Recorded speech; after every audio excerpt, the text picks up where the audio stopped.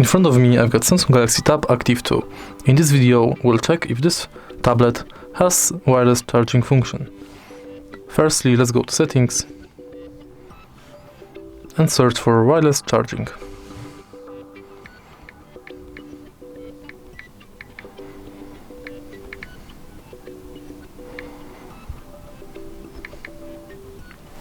Unfortunately no results, so let's check on this device.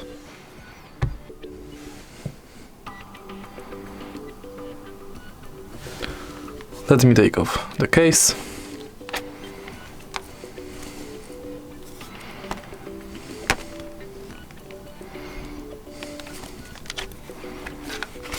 And now let's check without the case.